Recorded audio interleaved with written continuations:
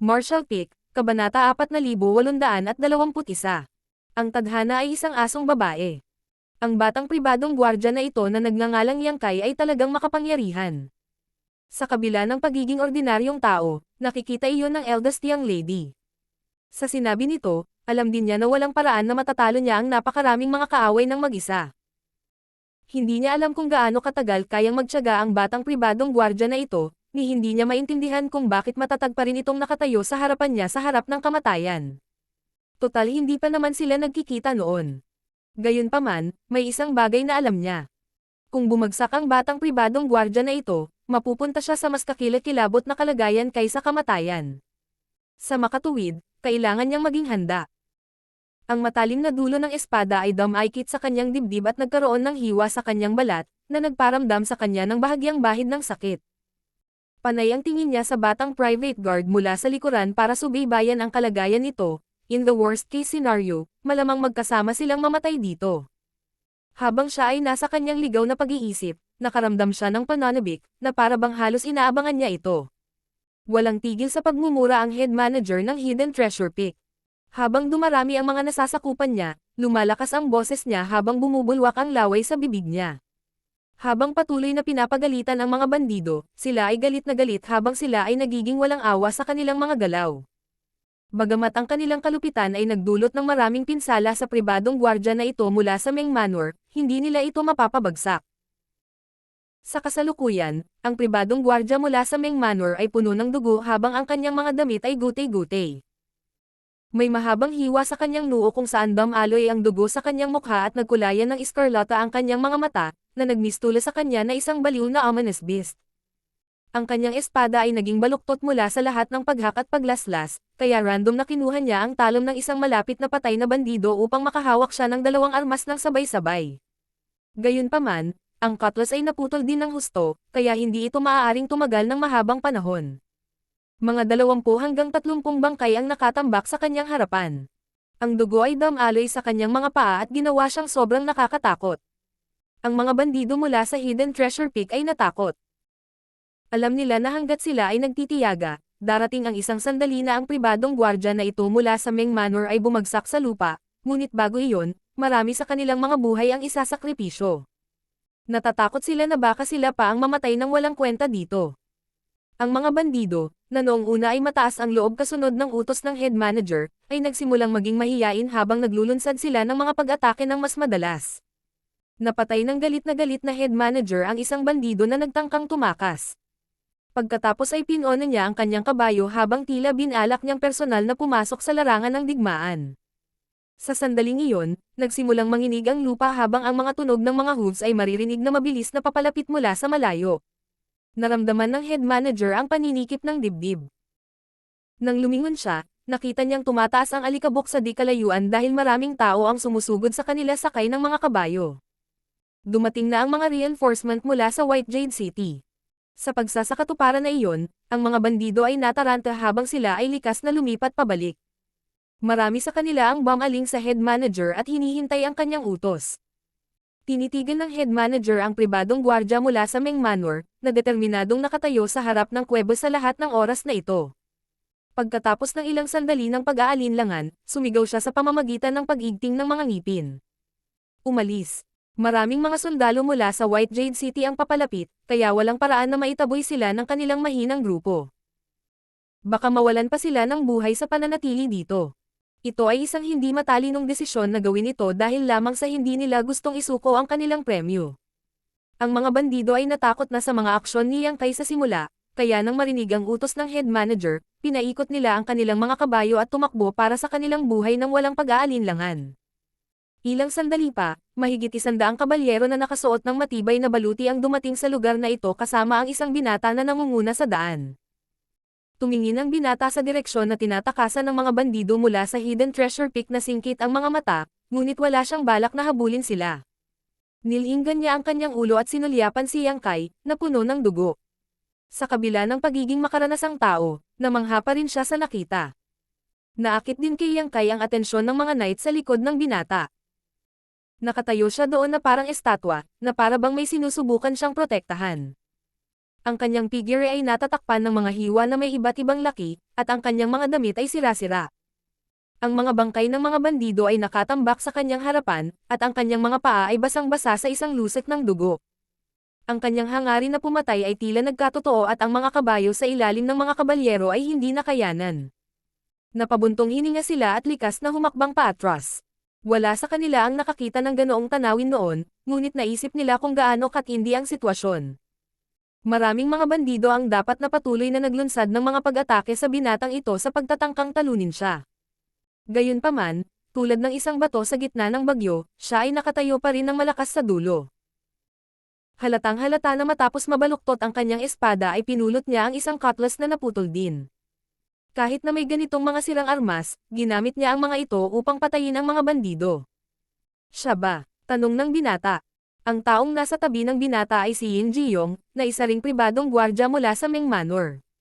Nang marinig iyon, mabilis siyang tumango. Oo, siya iyon. Pagkatapos niyang magsalita, tumalon siya mula sa kabayo at tumakbo patungo kay Yang Kai, sumigaw. Little brother. Little brother. Bago pa man siya makalapit ay may nakita siyang espada na tumatama sa kanya. Napasigaw siya sa takot at bumagsak sa kanyang ilalim, halos umalis ang kanyang kaluluwa sa kanyang katawan. Nang matauhan siya ay agad niyang sinuri ang sarili. Nang makumpirmang hindi siya nasaktan, nakahinga siya ng maluwag. Habang nanginginig sa gulat, tinawag niya. Little brother, ako ito, Yin Jiyong. Hindi mo ba ako nakikilala? Wala siyang ideya kung bakit bigla siyang tadteren ni Yang Kai. Kung pinatay lang siya ng ganon-ganon lang, namaya pa na siya napuno ng kalungkutan. Namatay na siya.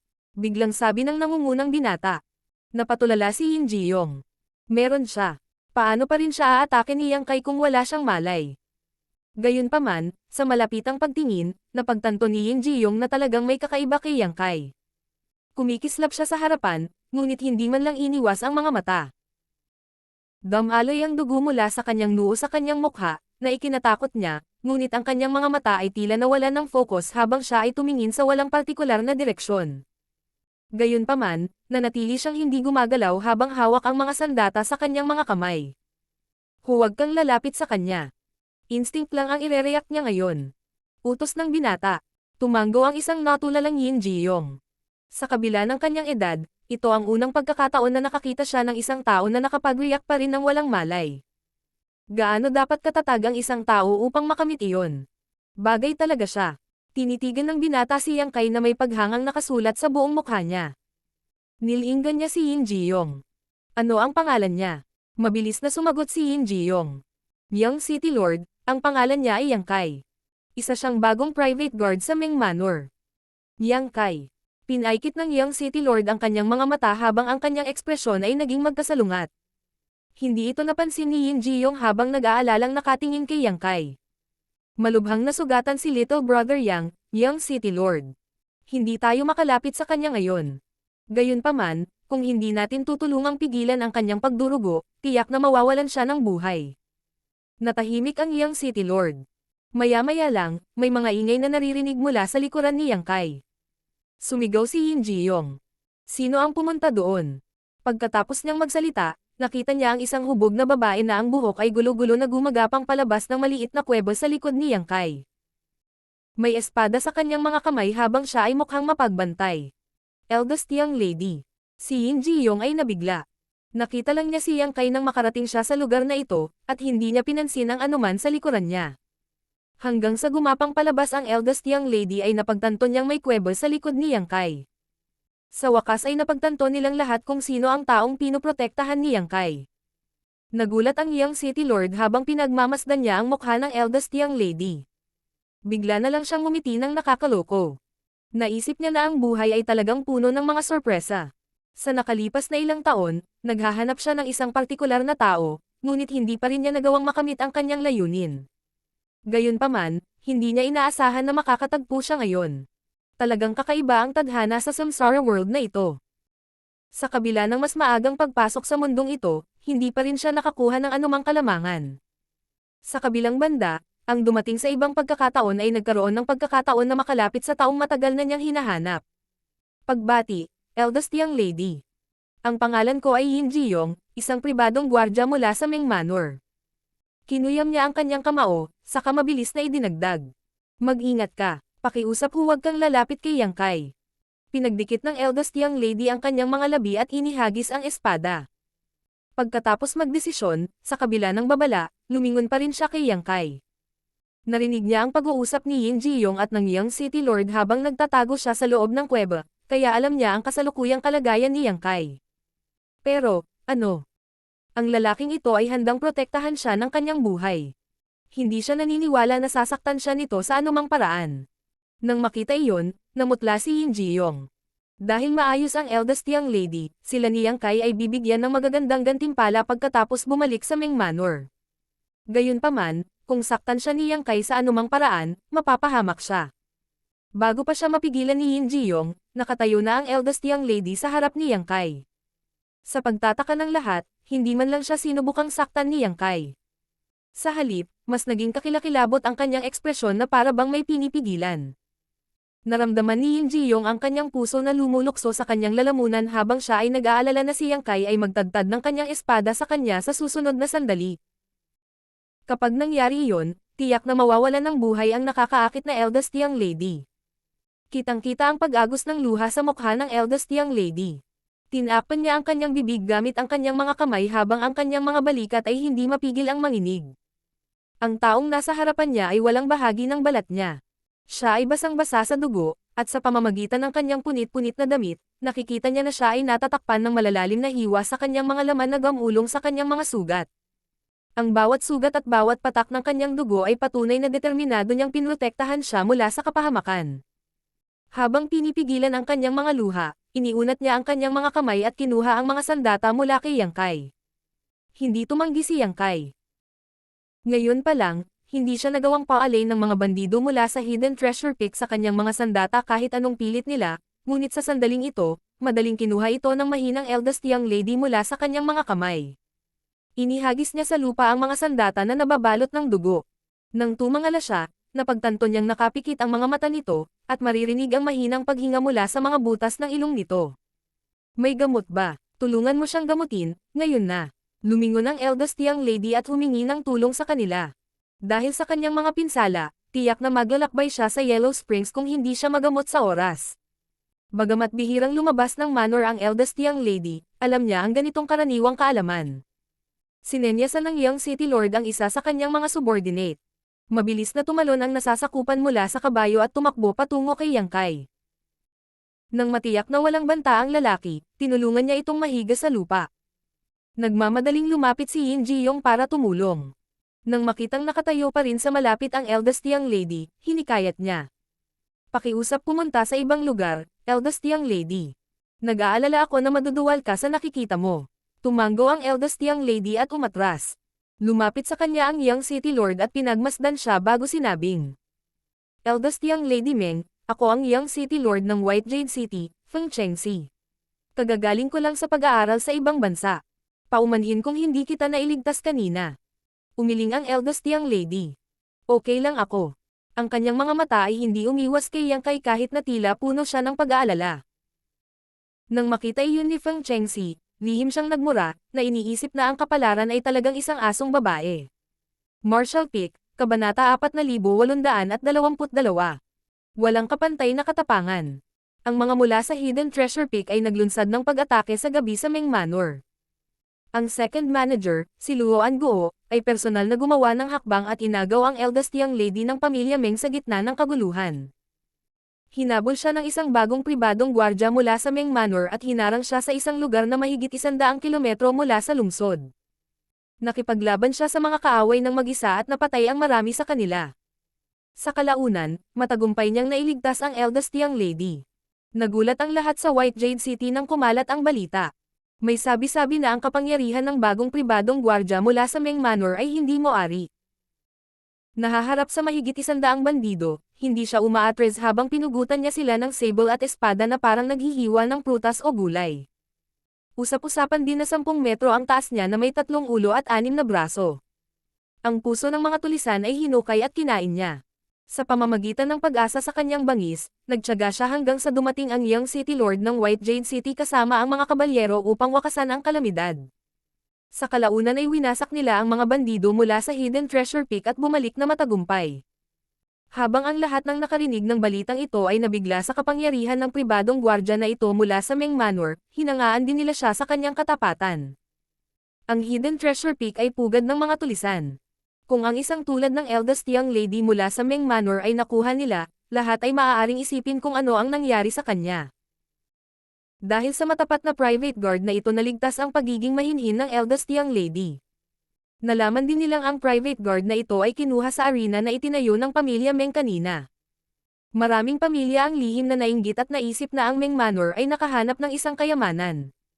Sa panahon ngayon, mahirap humanap ng tapat na gwardya na tulad niya. Samantala, si Yang Kai ay wala pa ring malay sa Meng Manor.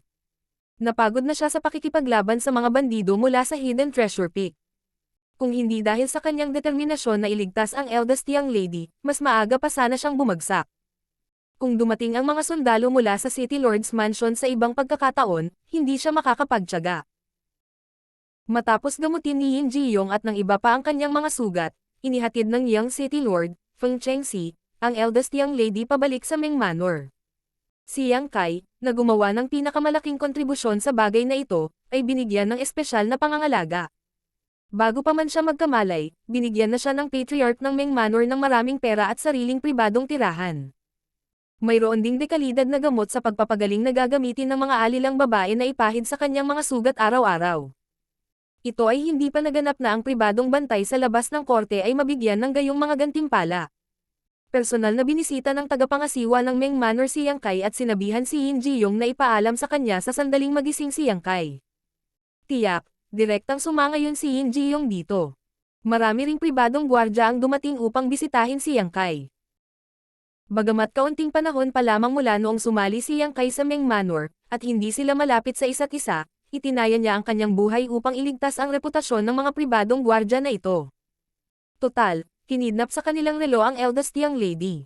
Kung hindi kaagad nagpasya si Yang Kai na habulin ang mga bandido, ang mga pribadong gwardya na ito ay maparusahan na sana ng Meng Manor sa ngayon. Ang ilan sa kanila ay maaaring nawalan ng buhay. Nang makita ng lahat ng bumisita kay Yang Kai ang kanyang mga sugat, tumahimik sila. Iyon ay dahil siya ay lubhang nasugatan. Walang parte ng katawan niya na buo. Ang kanyang buong katawan ay natatakpan ng mga benda, na kinulayan ng pulang-pula ng kanyang dugo. Walang nakakaalam kung paano siya nabubuhay dahil sa kanyang mga sugat.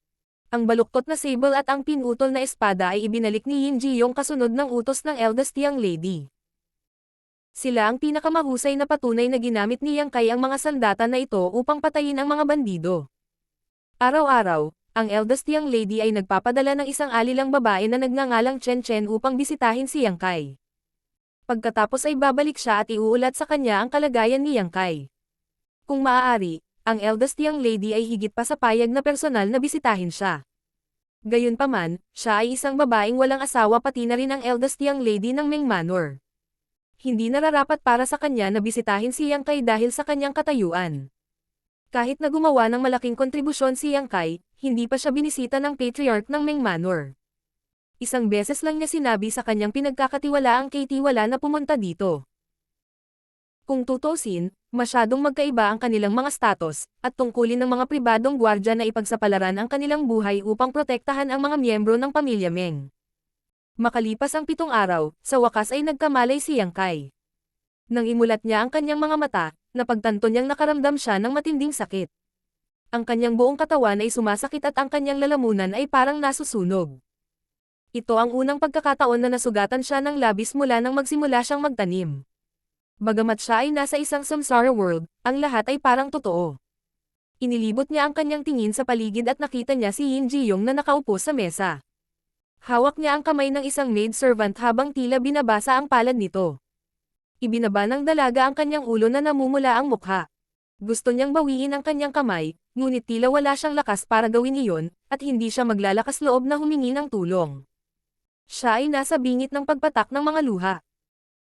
Nagkunwari si Yin Jiyong na hindi ito nakita habang bumubulalas siya ng kalokohan sa pagsasabing hindi magiging maayos ang kanyang buhay, ngunit sa kalaunan ay makakatagpo siya ng taong magpapalaya sa kanya mula sa kanyang pagdurusa. Hindi na nakayanan, kumatok si Yang Kai sa gilid ng kama. Nang marinig ang ingay, nagulat ang dalaga at mabilis na binawi ang kanyang kamay. Lumingon si Yin Jiyong kay Yang Kai at natuwa. Sa wakas gising ka na, little brother Yang. Lumapit siya kay Yang Kai at nagmamalasakit na nagtanong. Kumusta ka? May nararamdaman ka bang discomfort? Tubig. Sabi ni Yang Kai habang naramdaman niyang nasusunog ang kanyang lalamunan. Oh, tubig. Tubig. Mabilis na sinenyasan ni Yin Jiyong ang dalaga, na kumuha ng isang pitsyel ng tubig at umupo sa tabi ng kama bago tinulungan si Yang Kai na inumin ito. Matapos maubos ni Yang Kai ang tubig, sa wakas ay bumuti ang pakiramdam niya. Nakangiting sinabi ni Yin Jiyong. Alam mo ba kung gaano ako nag-aalala? Nag-aalala ako na hindi ka na madyay gising. Hindi inisip ni Yang Kai na mukhang nag-aalala ang matandang lalaki. Sinabi pa ni Yin Jiyong. Dahil gising ka, magiging maayos ka. Manatili ka lang dito at magpagaling. Sigurado ako na masisiyahan ka sa maraming swerte pagkatapos makaligtas sa kalamidad na ito. Kumusta? Ang eldest young lady. Tanong ni Yang Kai sa paos na boses. Kung tutusin, gulong-gulo na siya sa mga huling sandali ng pagprotekta sa eldest young lady. Bahagya niyang naalala na tila may paparating na mga reinforcement, at ang mga mula sa Hidden Treasure Peak ay napilitang tumakas. Kumbaga, ligtas ang eldest young lady. Sumagot si Yin Jiyong. Mabuti naman ang eldest young lady, medyo natakot lang. Nagpapadala siya ngayon ng isang tao upang bisitahin ka araw-araw. Dahil gising ka, naniniwala ako na mapapatahimik din niya ang isip niya. Pagkatapos ay sinabi niya sa katulong. Panahon na para tulungan si little brother Yang na muling ilapat ang kanyang gamot. Tumanggo ang dalaga bilang pagsang-ayon at inilapag ang pitsyel bago naging abala sa pulang mukha. Pagkatapos ay nakipag-usap si Yin Jiyong kay Yang Kai tungkol sa pangyayari noong araw na iyon at ipinahayag ang kanyang paghanga sa kanya. Kung siya ay nasa parehong sitwasyon, siya ay sumuko at humingi ng awa. Ito ay hindi tapat sa Meng Manor. Gayunpaman, hindi na mahalaga ang katapatan sa harap ng tiyak na kamatayan. Sa panahon ng buhay at kamatayang sandali nasubak ang ugali ng isang tao. Habang abala ang dalaga, umalis si Yin Jiyong sa lugar upang ipaalam sa katiwala ng Meng Manor. Makalipas ang isang oras, ang matandang lalaki na may goatee, na lumitaw sa entablado ng pagpili, ay pumasok sa silid at binigyan si Yang Kai ng ilang mga salita ng papuri. Sinabi niya na ang patriarch ay nalulugod sa kanyang katapatan at ginantimpalaan siya ng maraming magagandang bagay, kabilang ang kanyang kasalukuyang tirahan at maraming pera. Ang lahat ng mga bagong pribadong gwardya ay dadaan sa panahon ng probasayon ng ilang taon. Gayunpaman, dahil itinaya ni Yang Kai ang kanyang buhay upang iligtas ang eldest young lady, natapos ang probasayon ng mas maaga, at isa na siyang opisyal na pribadong bantay ng Meng Manor. Hindi nagtagal ang katiwala. Pagkatapos niyang magsalita ay nagmamadali siyang umalis sa lugar. Bago iyon, sinabihan niya si Yang Kai na magpagaling ng may kapayapaan ng isip, at sinabing hindi pagmalupitin ng Meng Manor ang mga taong nagbigay ng kontribusyon. Ginantimpalaan din si Yin Jiyong. Sa katunayan, hindi siya gumugol ng maraming pagsisikap sa paglaban sa mga bandido. Gayunpaman, kung wala siya, hindi matagumpay na nailigtas ni Yang Kai ang eldest young lady. Sa oras na iyon, hinahabol ni Yang Kai si Luo Anguo habang naglalakad. Si Yin Jiyong ang nagpadala sa kanya ng kabayo at pagkatapos ay tumakbo pabalik sa White Jade City upang ipaalam sa mga sundalo kung ano ang nangyayari. Sa huli, dumating sila sa tamang oras at pinilit na umatras ang mga bandido mula sa Hidden Treasure Peak. Habang si Yang Kai ang gumawa ng pinakamahalagang kontribusyon sa pagsadjop sa eldest young lady, si Yin Jiyong ang pangalawang pinakamalaking contributor. Sa makatuwid, nakakuha din siya ng maraming gantimpala. Ang perang ibinigay sa kanya ay sapat na para makabili siya ng maraming masasarap na pagkain at alak sa susunod na 3 taon. Sa sinabing iyon, wala siyang ideya kung bakit niya sinundan si Yang Kai sa isang kapritsyo sa oras na iyon dahil ito ay walang pinagkaiba sa pagtalikod sa kanyang mga tungkulin. Gayunpaman, ito ay salamat sa padalos-dalos na hakbang na ito na siya ay gumawa ng isang kontribusyon. Mula sa kanyang pananaw, si Yang Kai ang kanyang maswerteng bituin. Kalahating buwan pa lang mula nang sumali si Yang Kai sa Meng Manor, ngunit nakuha ni Yin Jiyong ang atensyon at karangalan na hindi niya kailanman tinatamasa kahit na matapos ang 10 taon ng serbisyo. Sa mga araw na ito, ang kapitan ng mga pribadong gwardya at ilang nakababatang katiwala ay naging magiliw sa kanya, na nagpasaya sa kanya. Kaya naman, mas handa siyang pangalagaan si Yang Kai araw-araw. Ang bilis ng paggaling ni Yang Kai ay nagduda kay Yin Jiyong kung tao nga ba ang nakababatang lalaki. Siya ay nagkamalay halos 7 araw pagkatapos niyang mawalan ng malay, at nagawang bumangon sa kama at nagsimulang maglakad 3 araw pagkatapos noon.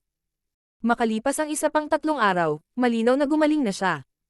20 araw lang ang inabot niya para halos ganap na gumaling. Habang natulala si Yin Jiyong, hinikayat niya si Yang Kai na humiga sa kama ng ilang araw pa. Iyon ay dahil responsable siya sa pag-aalaga kay Yang Kai. Hanggat nakahiga pa rin si Yang Kai sa kama, maaari siyang makapagpahinga ng ilang araw at baka mabilad siya sa araw o ulan. Buti na lang at hindi agad nagtalaga ng anumang gawain sa kanila ang tagapangasiwa. Kaya pansamantala, wala na silang ibang gagawin. Araw-araw, ginugulo ni Yin Jiyong ang katulong habang si Yang Kai ay tumanggi na manatiling walang ginagawa. Magsasanay siya ng martial arts sa looban at hahayaang magbabad sa pawis ang kanyang damit. Ang martial daw sa samsara world na ito ay napakababa, ngunit dahan-dahan pa rin siyang lumakas. Kakailanganin ng lakas sa mundong ito, kaya naisip niya na kailangan niyang mabilis na lumakas. Sinubukan ni Yin Jiyong na makipagpalitan ng mga galaw sa kanya minsan, ngunit hindi na niya gugustuhing gawin iyon muli, dahil ito ay lubos na nakakahiya. May napakalaking pagkakaiba sa pagitan ng kanilang mga kapangyarihan at kailangan lang ni Yang Kai ng isang hakbang para talunin siya. Habang naglilinang, nag-isip si Yang Kai kung paano lalapitin ang eldest young lady. Ito ay nakumpirma na si Ku Huashang ay muling nagkatawang tao sa mundong ito bilang ang eldest young lady ng Meng Manor, si Meng Ro. Bago siya muling nagkatawang tao, nag-set up siya ng heart barrier. Sa pamamagitan lamang ng pagsira sa heart barrier na ito maibabalik ang kanyang memorya. Upang masira ang heart barrier, kailangan niyang makuha ang puso nito. Tiyak, walang pakialam si Yang Kai sa pagkakaiba ng kanilang mga katayuan dahil siya ay isang pribadong gwardya habang siya ang eldest young lady. Gayunpaman, hindi niya alam kung paano makuha ang puso ng isang babae. Kahit na marami siyang asawa, bihira siyang manligaw ng babae noon. Wala siyang masyadong magagawa pagdating sa paghahabol sa isang babae sa romantikong paraan. Ang pinakamahalaga sa kanya ngayon ay ang lapitan ng eldest young lady para maging pamilyar sila sa isa't isa. Kung hindi man lang siya makalapit sa kanya, paano niya sisirain ang heart barrier? Sa kabutihang palad, ang katotohanan na iniligtas niya ang kanyang buhay ay tiyak na nag-iwan ng magandang impresyon. Ang patunay ay ipapadala niya ang kanyang pinagkakatiwalaang dalaga, si Chen Chen, para bisitahin siya araw-araw. Habang si Yang Kai ay nawala sa kanyang pag-iisip, isang pagkakataon ang dumating sa sarili nito. Martial Peak, Kabanata 4823. Personal Bodyguard. Isang araw, si Yang Kai ay may hawak na espada at sable sa looban nang pumasok ang kapitan ng mga pribadong gwardya sa lugar. Nang marinig ang ingay, mabilis na lumabas ng silid si Yin Jiyong at buong pusong nagtanong. Brother Chu, bakit ka nandito?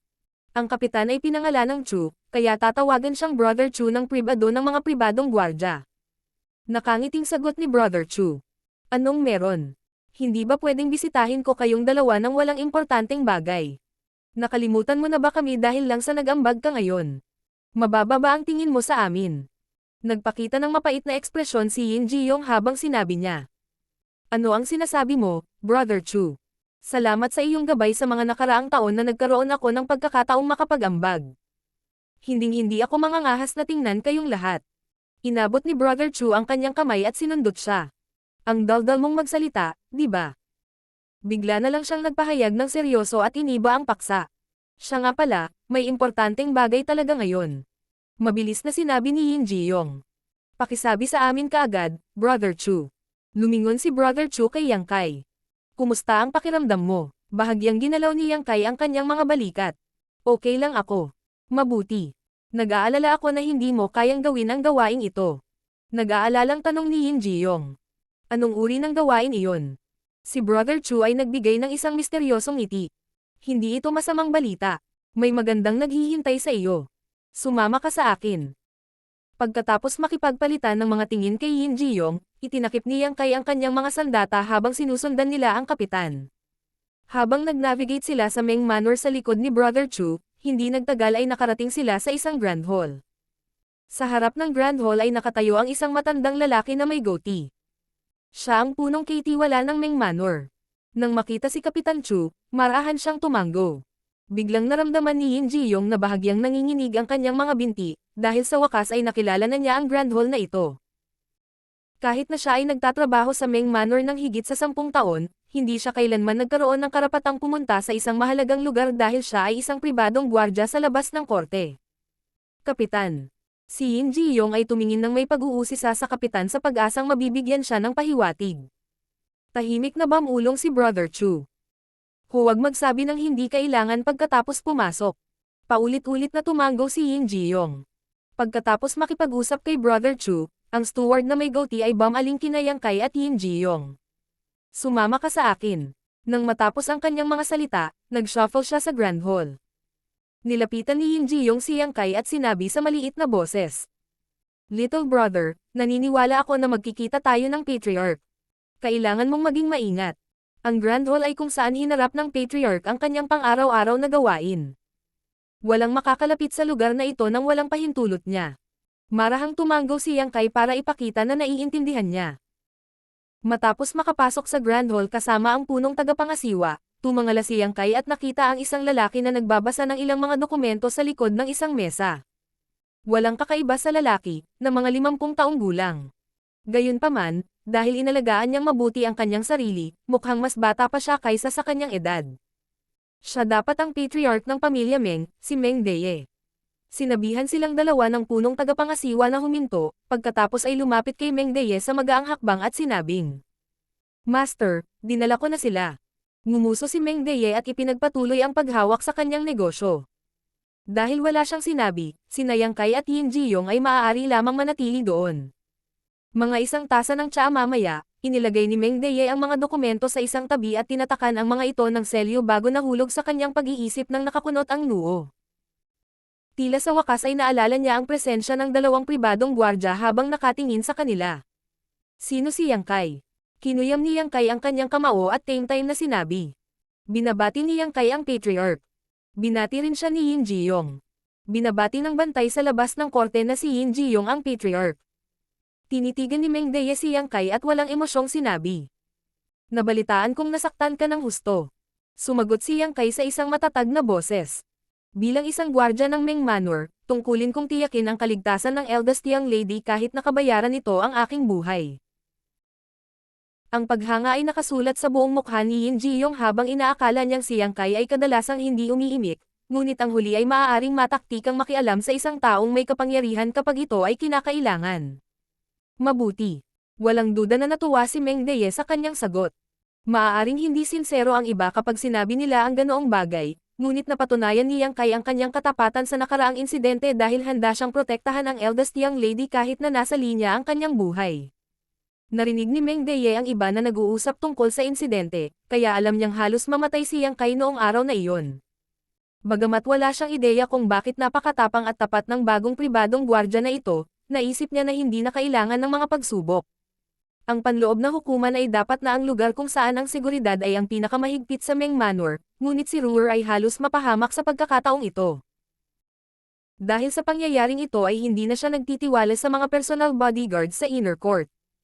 Hindi sinasadya ni Meng Deye na magpatalo dahil hindi naman kailangan na gawin ito sa harap ng sarili niyang mga pribadong gwardya. Kaya naman, direktang sinabi niya sa kanila ang dahilan kung bakit niya sila ipinatawag. Gayunpaman, dahil nailigtas mo ang buhay ni Ruer, buong tiwala siya sa iyo. Masasabing ikaw lang ang pinagkakatiwalaan niya sa lahat ng private guards sa Meng Manor. Napakamot ng ulo si Yang Kai. Karangalan kong makuha ang tiwala ng eldest young lady. Gusto kong pumunta ka sa tabi ni Ruer at maging personal bodyguard niya. Handa ka bang gawin ang gawaing ito? Tanong ni Meng Deye. Nagulat si Yang Kai saglit bago kinuyam ang kanyang kamao. Magtiwala ka, patriarch.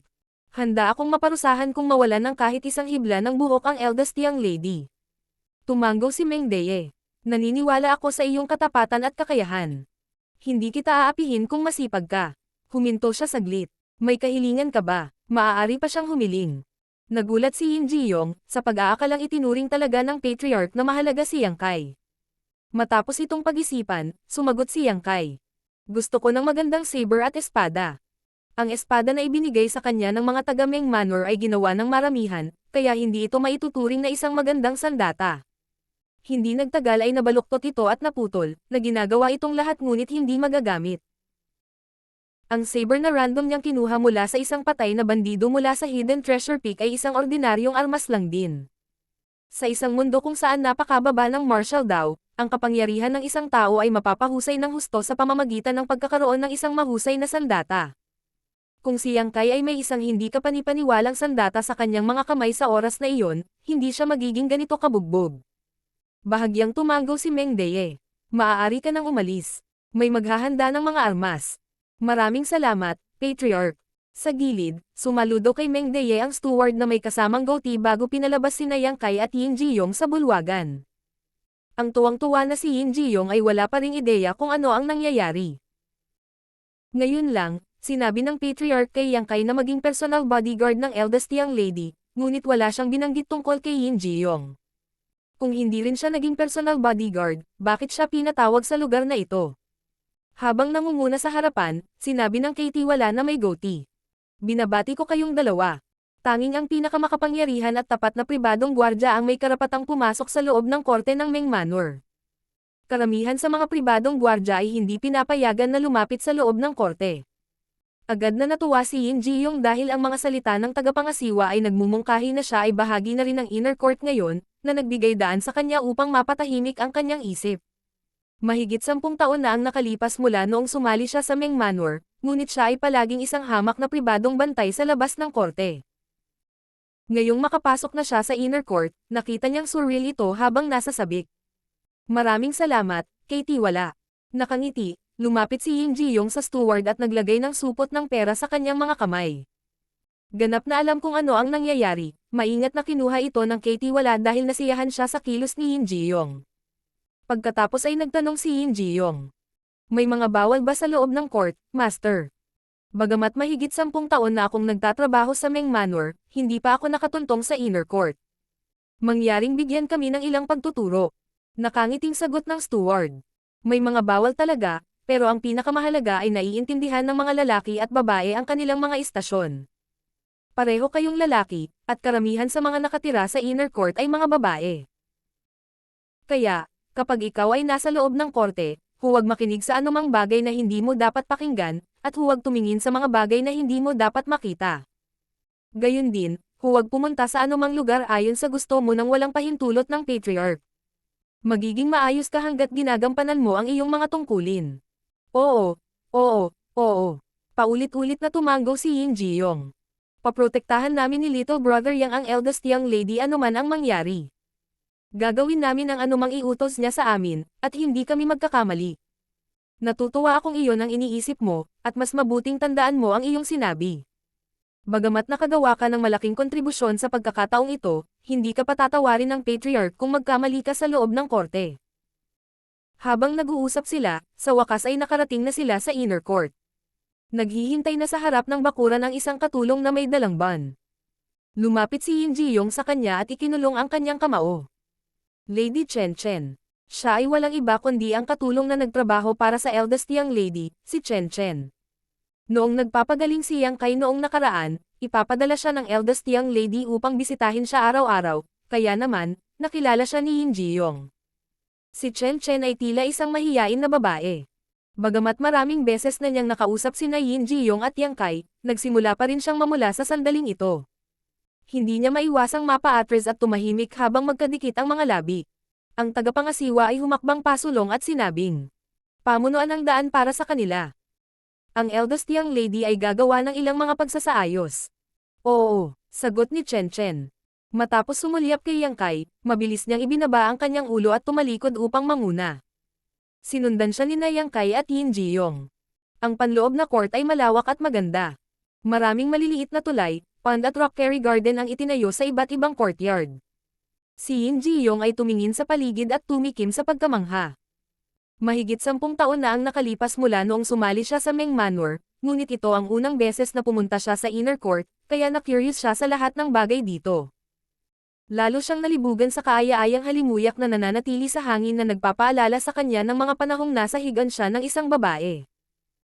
Kapag may nadatnan siyang mga babae sa inner court, mabilis niyang iniangat ang ulo niya dahil hindi niya makakalimutan na guard lang siya.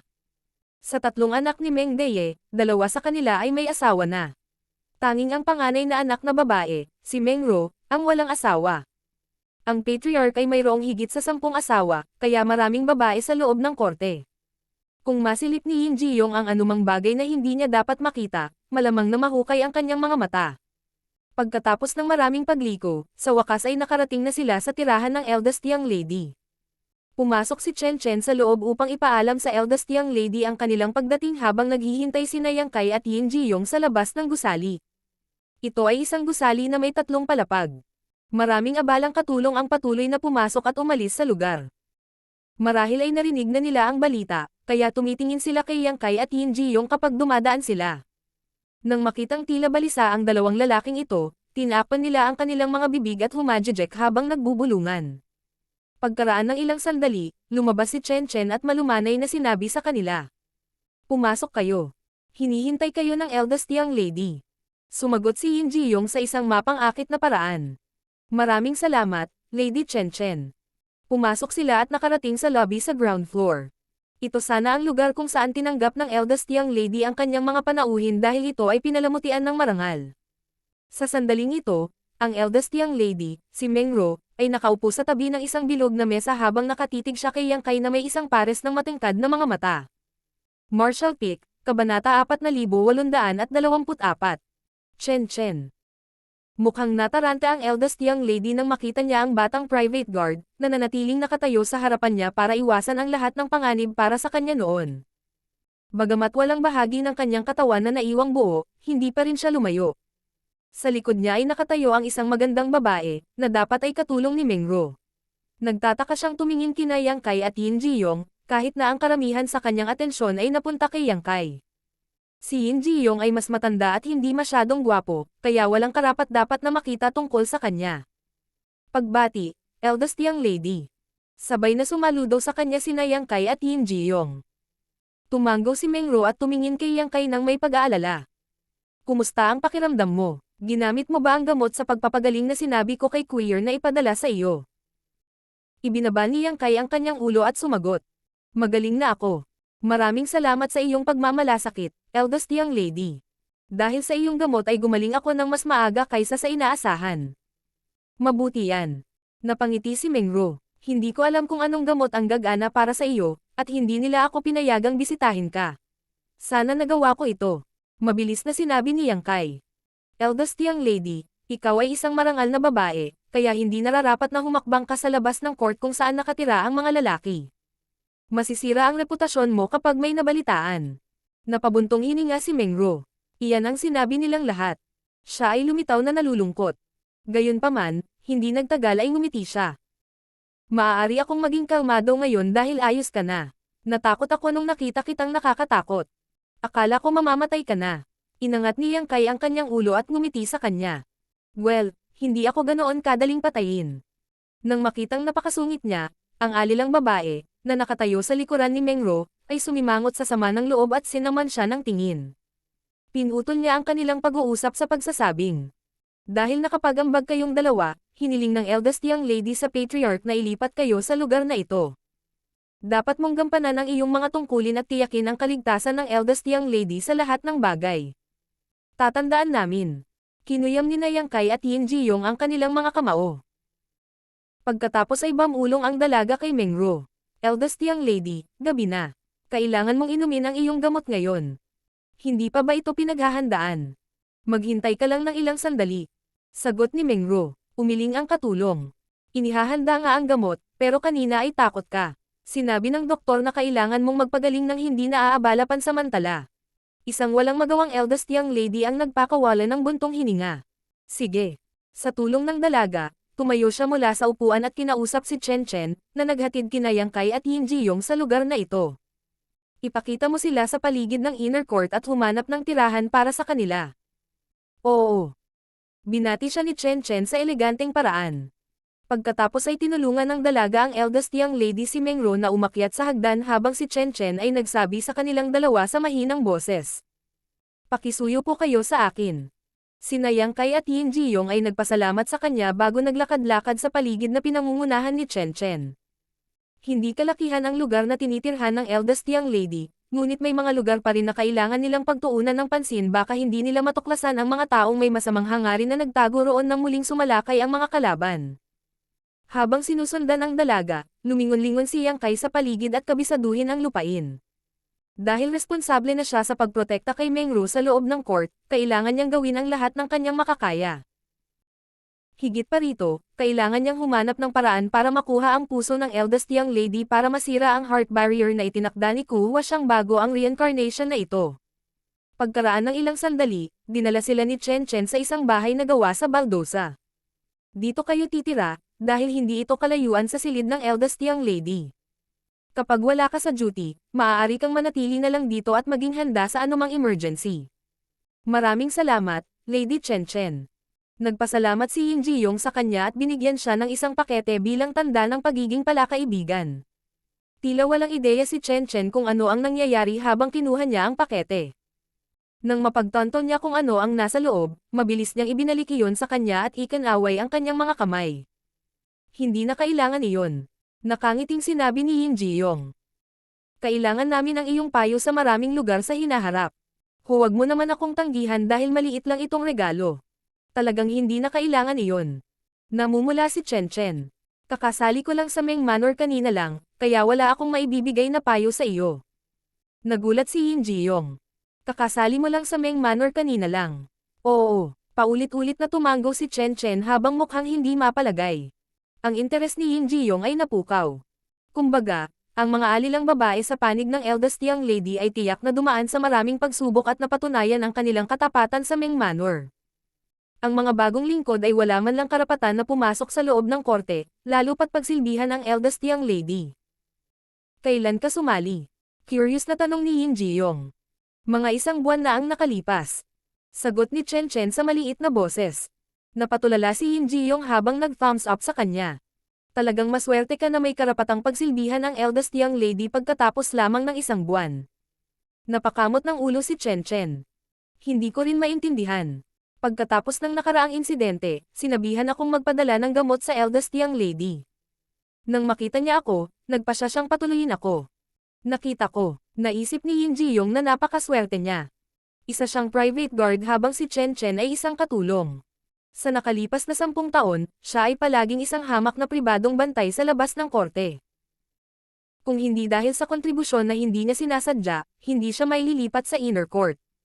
Sa kabilang banda, isang buwan pa lang nagtatrabaho si Chen Chen dito, ngunit maaari siyang makapasok sa inner court dahil lang mahal siya ng eldest young lady.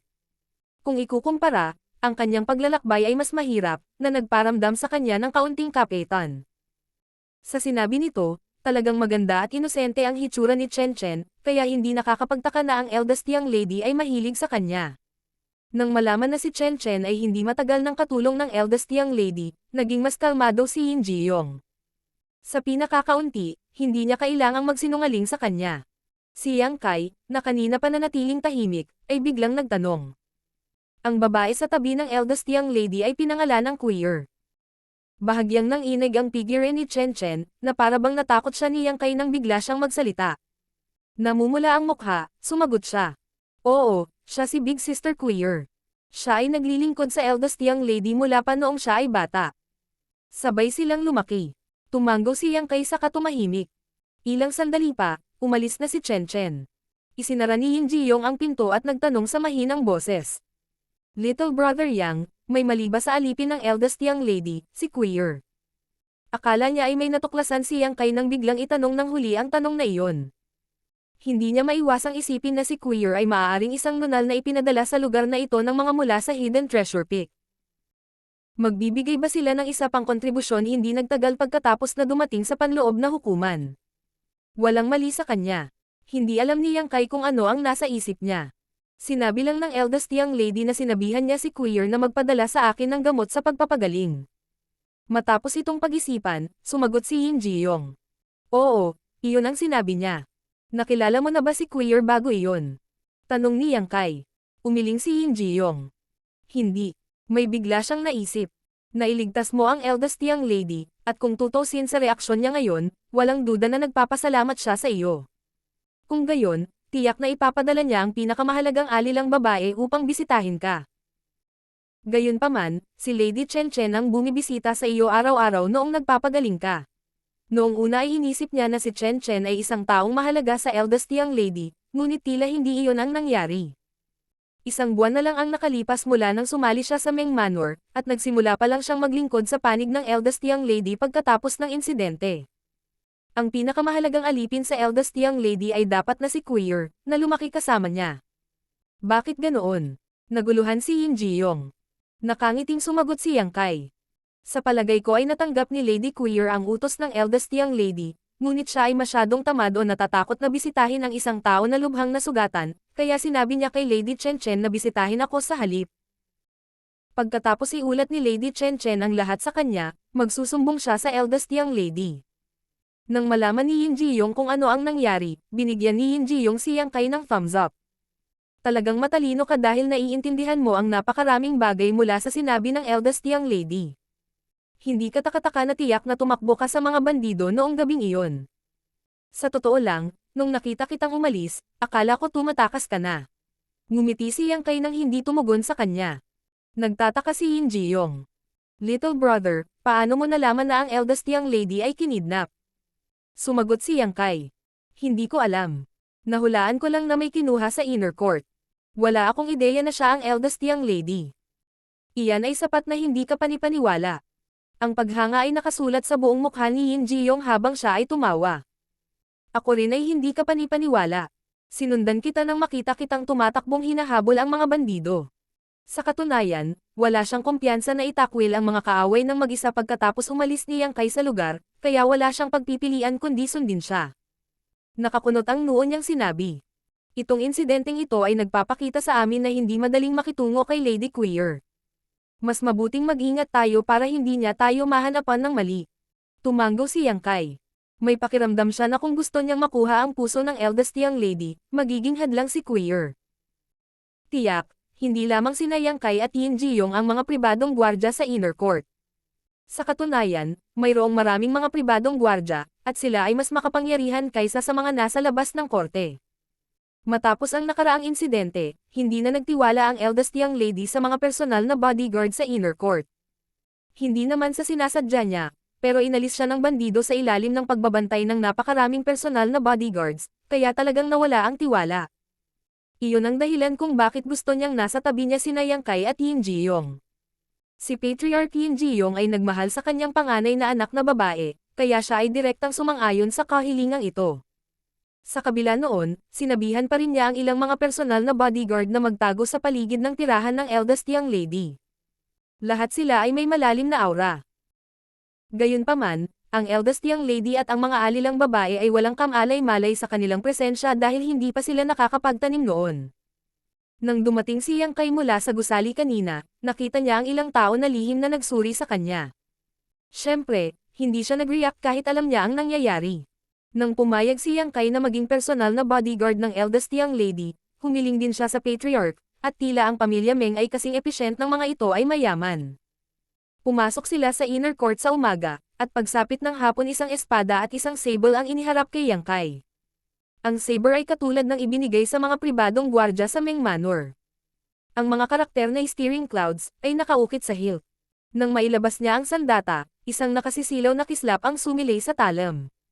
Ang mukhang simpleng espada ay halos 1 metro ang haba, ngunit ang talam ay may kintab at matalim. Nang pamitik siya sa talam, isang sigaw ng espada ang umalangaw-ngaw sa loob ng mahabang panahon. Ang mga karakter na covering rain ay nakaukit sa hita nito. Napatulala si Yin Jiyong nang makita niya ang dalawang talam na ito.